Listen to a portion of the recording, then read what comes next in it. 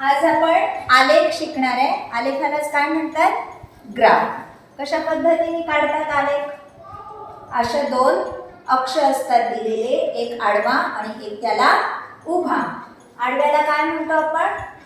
X अक्ष आणि उभ्याला काय म्हणतो? वाय अक्ष। ठीक आहे, एक्स एक्सिस, वाय एक्सिस।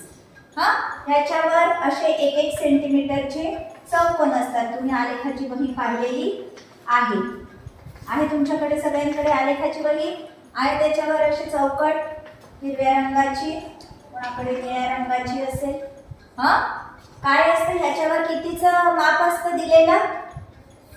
1-1 सेंटीमीटरचं। किती सेंटीमीटर असतात सोडलेले? इथे 1 सेंटीमीटर, 2, 3। हा, इथे काय असतो? 0। हा, शून्यापासून इकडे हा कोणता ऍक्सिस? अक्ष एक्स अक्ष आणि उभा कोणता? वाय एक्सिस किंवा वाय अक्ष। ठीक आहे, इथेही कितीचं माप असतं? हे सगळं किती असतं या दोन मध्ये अंतर? 1 सेंटीमीटरचं। ठीक आहे, आता समजा आपल्याला सांगितलं एखाद्याच्या शेतातला, तर समजा रोहितच्या शेतामध्ये 2021 पासून ते 24 पर्यंत किती गव्हाचं उत्पन्न झालं असं आपल्याला सांगितलेलं आहे। 21 मध्ये झालं समजा 150 किलो, 22 मध्ये झालं समजा 170, 23 मध्ये त्यांनी अजून सुधारणा केली 200। हा, पण 24 मध्ये काहीतरी दुष्काळ आला म्हणून 120च किलो, 25 मध्ये परत 250। अशा प्रकारचं समजा आपल्याला दिलेलं आहे। ठीक आहे, तर आता ह्याच्यामध्ये वर्ष कुठे घेणार? एक्स एक्सिस वर। ठीक आहे, इथे लिहिणार 21, इथे लिहिणार 22, इथे लिहिणार 23, इथे लिहिणार 24, इथे लिहिणार 25। ठीक आहे, आता आपल्याला 150 किलो, हा, आता आपल्याला हे प्रमाण द्यावं लागेल की 1 सेंटीमीटर वर किती घ्यायचे। आता साधारण हे पाहून आपल्याला प्रमाण ठरवावं लागतं। ठीक आहे, 100 किलो घेतले तर तुम्हाला दाखवायला अडचण होईल, किंवा प्रत्येक ह्याच्यावर 10 किलो घेतले तर खूप लांब होईल। हो ना, आपलं कुठपासून सुरुवात आहे? कशाच्या रेंज मध्ये आहे? 120 ते 250 च्या रेंज मध्ये आहे। हो ना, त्याच्यामध्ये मग आपण 1 सेंटीमीटर बरोबर 50 किलो घेऊन चालेल का? घेऊन पाहू। ठीक आहे, 1 सेंटीमीटर बरोबर किती? 50। इथे काय येईल? 100। इथे काय येईल? मग आणखीन 50 वाढवत जायचे, 150, 200, इथे 250, अजून मोठी असते ही इथे लिहून ठेवायचे 300। ठीक आहे, आपल्या आता 250च आहे शेवटचं, त्याच्यामुळे 300 पर्यंत आपण इथे मार्किंग केलं तरी चालेल। आलं हे लक्षात कशा प्रकारे करायचा? आणि मग 2021 मध्ये 150 आहे तर काय करू आपण? 100च्या पुढे इथे 150 सरळ सरळ आहे, इथे असा बार काढू। ठीक आहे, हा काय झाला? स्तंभ केला आपण। कितीचा? 150 किलोचा। कोणत्या वर्षीचा? 2001। आता 22 मधलं उत्पादन 170 आहे, तर आपल्याला 150 च्या पुढे किती काढ्या? याच्यामध्ये किती असतात? हे सगळे 10 असतात, बरोबर आहे? 10, 20, 30, 40, 50, परत 60, 70, 80, 90, 100 अशा ह्याच्यामध्ये परत काड्या असतात छोट्या छोट्या। तुम्हाला स्केल माहिती आहे, स्केलवर असतात ना 10च्या मध्ये परत 10 काड्या। 1 ते 10 सेंटीमीटर, 1 सेंटीमीटर मध्ये सुद्धा मिलीमीटरच्या छोट्या छोट्या 10 माप असतं मिलीमीटरचं, बरोबर? तर हा, तर मग इथे 50च्या पुढे किती काड्या घ्याव्या लागतील आपल्याला? 2 काड्या, आणि इथे येईल 70। तर हा बार कुठे जाईल? इथपर्यंत जाईल। 2022 मध्ये कुठपर्यंत बार जाईल? ठीक आहे, आलं लक्षात? हा, 2023 मध्ये किती आहे? 200 आहे सरळ सरळ। हे आपण स्केलनी घ्यायचं आणि बरोबर इथे बार करायचा। ठीक आहे, मग 2024 मध्ये 120 म्हणजे आता इथे किती काड्या परत 100च्या पुढे घ्याव्या लागतील? 2 काड्या। हे आपली स्केल घेऊन 200 वर इथे मार्क करायचं आणि हा स्तंभ काढायचं. ठीक आहे, मग काय आहे 120. ठीक आहे, इथून असं इथे मार्किंग इथे असं घ्यायचं, इथे मार्क करायचं आणि मग स्तंभ काढायचा. ठीक आहे, मग काय आहे 2025 मध्ये 250 आहे इथे सरळ सरळ 250.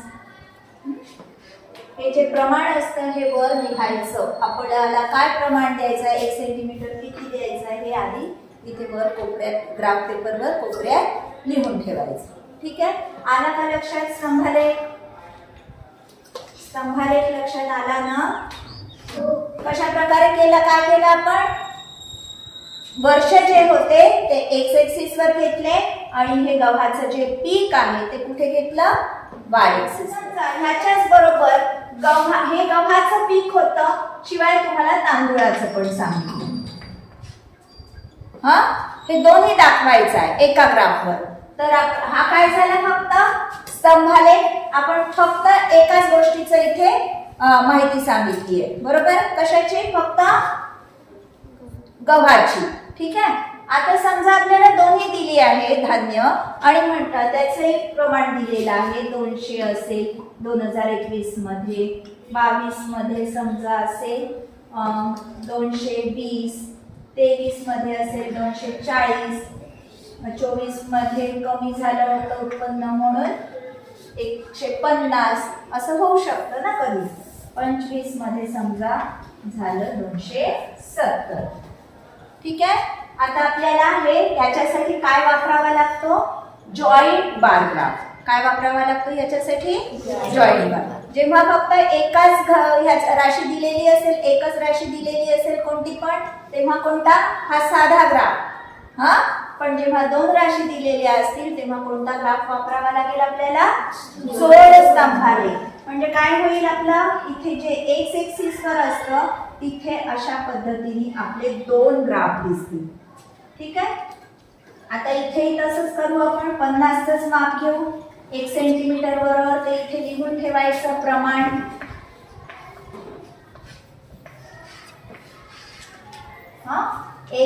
वाय एक्सिस वर प्रमाण कधी पण कुठे असतं?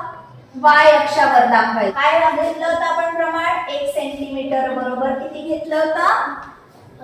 50 किलो. किती घेतलं होतं? 50 किलो. ठीक आहे, त्याप्रमाणे इथे परत 2021, 22, 23,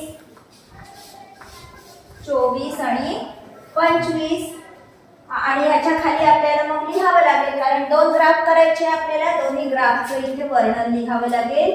काहीतरी ह्या ग्राफ मध्ये आपल्याला वेगवेगळे चिन्ह दाखवावे लागतील. ह्याचं मी सांगते ग्राफ काढून झाल्यावर.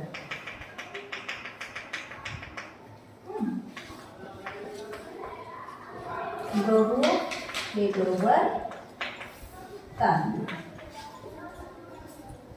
ठीक, आता एक ग्राफ काढून घे.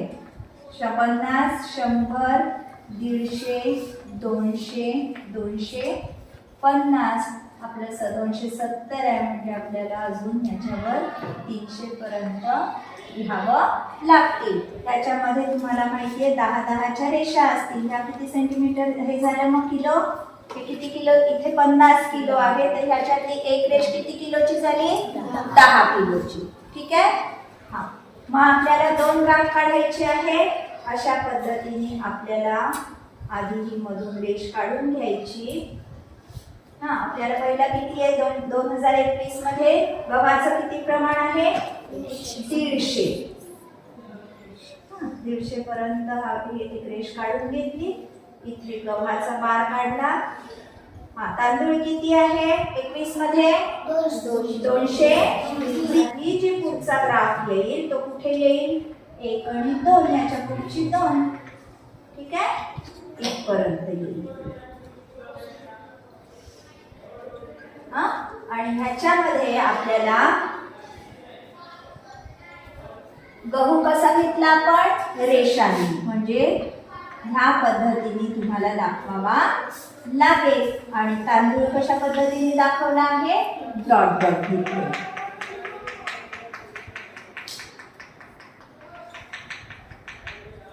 ठीक आहे. मग 22 मध्ये 170 1 60 70 हा गहू किती 170 तांदूळ किती आहे 22 मध्ये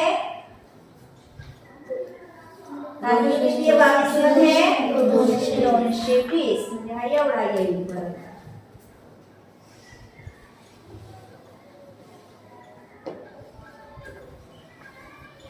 परत गहू असा रेषा रेषांनी आणि तांदूळ किंवा तुम्ही याच्या जागेवर रंग सुद्धा वापरू शकता. रंग सुद्धा वापरू शकता. गव्हासाठी समजा लाल रंग घेतला, तांदूळासाठी पिवळा रंग घेऊ शकता. ठीक आहे. आणि रंगाने सुद्धा पण तिथे आपल्याला लिहून पाहिजे, प्रमाणच्या खाली लिहून पाहिजे वर्णन की आपण कोणतं डिझाईन कोणत्या राशीसाठी वापरलेलं आहे. ठीक आहे. आलं लक्षात. हा कसा ग्राफ दिसतोय तुम्हाला जॉईंट दिसतोय, 2 ग्राफ दिसताय तिथे, म्हणून याला काय म्हणतात जोड स्तंभ आले. ठीक आहे. जेव्हा 2 राशींचं वर्णन आपल्याला दाखवायचं असतं, 2 राशींची माहिती आपल्याला आलेखामध्ये द्यायची असते, तेव्हा काय कोणता ग्राफ वापरावा लागेल आपल्याला जोड स्तंभ आले. त्यालाच आपण काय म्हणतो जॉईंट बार ग्राफ. ठीक आहे. हा साधा बार ग्राफ, हा जॉईंट बार ग्राफ. आलं लक्षात. बघू हा एक तिसरा प्रकार आहे आलेखाचा. काय आहे हा वृत्तालेख किंवा यालाच म्हणतात पाय चार्ट. म्हणजे कशा स्वरूपात असतो तो वर्तुळाच्या स्वरूपात. बरोबर. पाय कशाला म्हणतो आपण, पाय कशामध्ये पाहिला होता, पाय शब्द वर्तुळाच्या परिघामध्ये. हा जो परिघ आहे वर्तुळाचा, या वर्तुळाच्या सहाय्याने आपण दिलेलं वर्णन दाखवू शकतो. ठीक आहे. कशा पद्धतीने दाखवतात, ह्या ज्या वर्तुळ केंद्रापासून ह्या ज्या पाकळ्या तयार होतात, हे आपण असे कोण तयार केले होते वर्तुळ शिकलो तेव्हा, ह्या पाकळ्या तयार केल्या होत्या.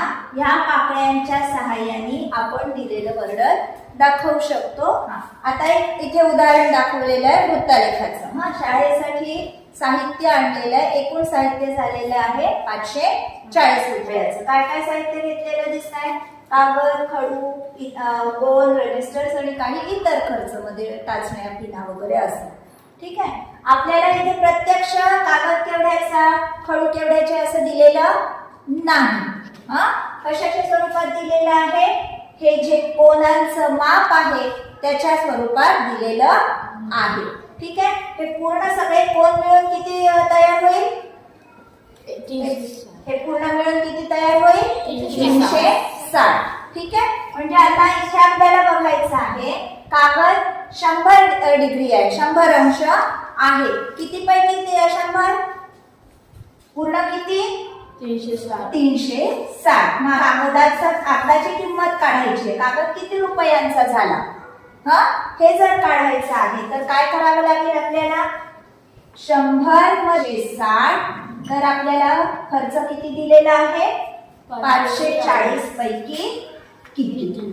ह्या पद्धतीने आपल्याला उदाहरणं सोडवायची आहे. ठीक आहे.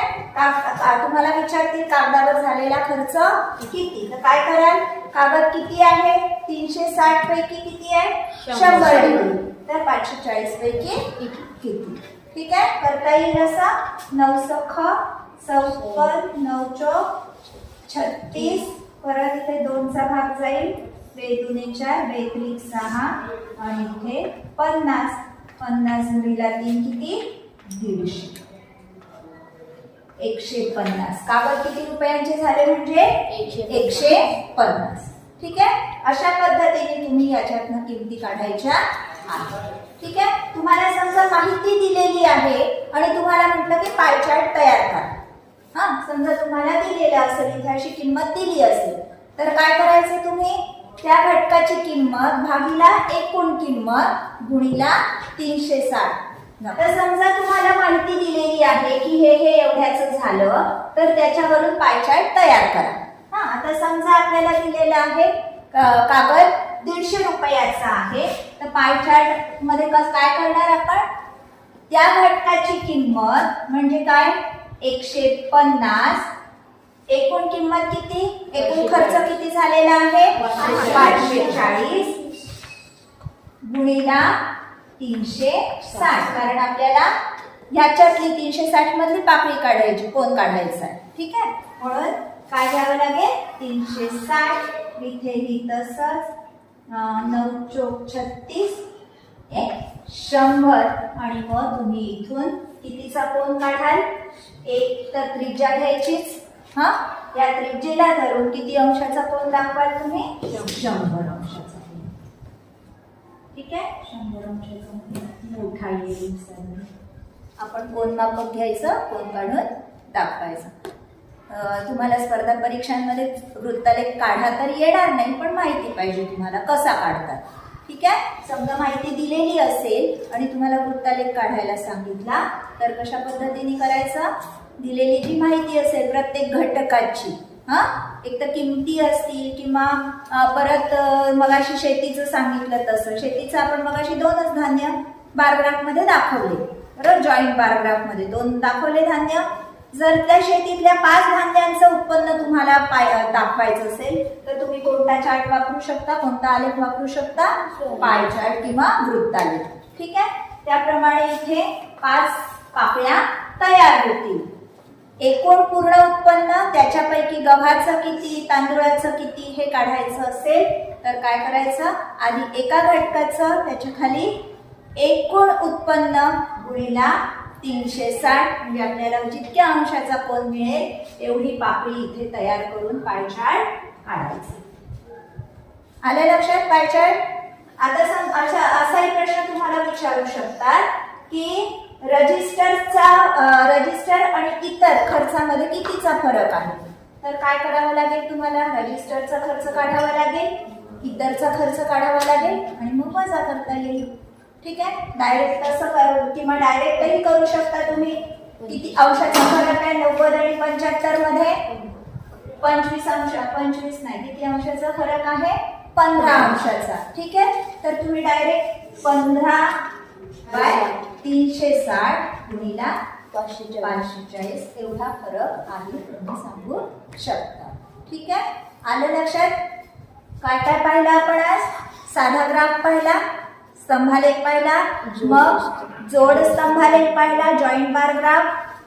जेव्हा 2 घटकांचं आपल्याला वर्णन दाखवायचं असेल किंवा 2 राशींचं वर्णन आपल्याला ग्राफमध्ये दाखवायचं असेल, आपण कोणता ग्राफ वापरू, जॉईंट बार ग्राफ किंवा जोड स्तंभालेख.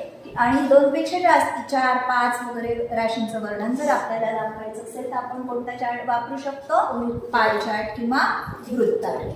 ठीक आहे, वृत्तालेखामध्ये कशाच्या स्वरूपात दाखवतो आपण, हे जे कोनाचं अंश मापांचे कोन असतात तयार झालेले. ठीक आहे, ह्या ज्या पाकळ्या असतात हे ह्या स्वरूपात आपण ते घटक दाखवतो.